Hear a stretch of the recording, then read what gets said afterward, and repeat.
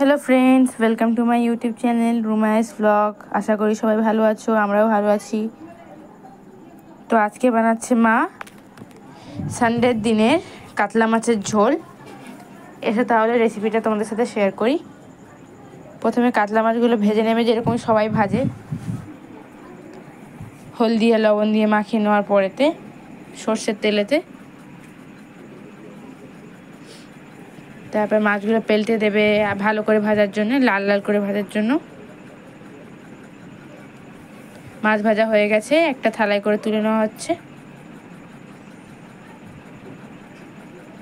গরম পড়েছে খুব।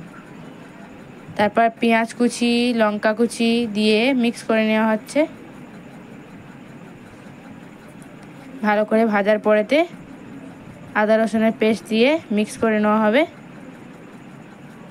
পেঁয়াজের সাথে আদা রসুনটা দিলে কাঁচা কাঁচা সেন্ট বেরোয়, তার জন্য দেয় নেওয়া। তারপর টমেটোটা ভালো করে দিয়ে দিয়েছে। ভালো করে কষিয়ে নেওয়ার পরেতে এখানেতে দিচ্ছে হলদির গুঁড়ো, লবণ আর ধনের গুঁড়ো।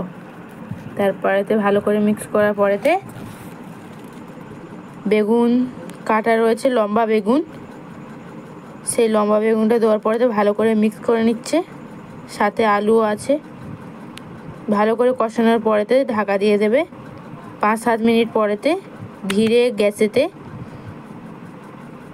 রাখার পরেতে পুরো একদম মিক্স করে নেওয়ার পরে ভালো করে মিক্স করার পরেতে জল দিয়ে দেবে। অনুমান মতো জল দেওয়ার পরেতে আমরা ঝোল খাই, ভাতের সাথে ঝোল পছন্দ করি, তার জন্য ঝোল করবে। ঝোল করার পরেতে এখানেতে মাছগুলো একসাথে দিয়ে দেওয়ার পরেতে ঢাকা দিয়ে দেবে। আমরা আলাদাভাবে সবজি টবজি কিছু বেশি তেমন করি না, মাছও একসাথে দিয়ে দিই, যে মশলাটা ভালো করে মাছের ভিতরেও চলে যাবে। ভিডিওটা ভালো লাগলে লাইক, কমেন্ট, শেয়ার করবেন, সাবস্ক্রাইব করতে ভুলবেন না। বাই।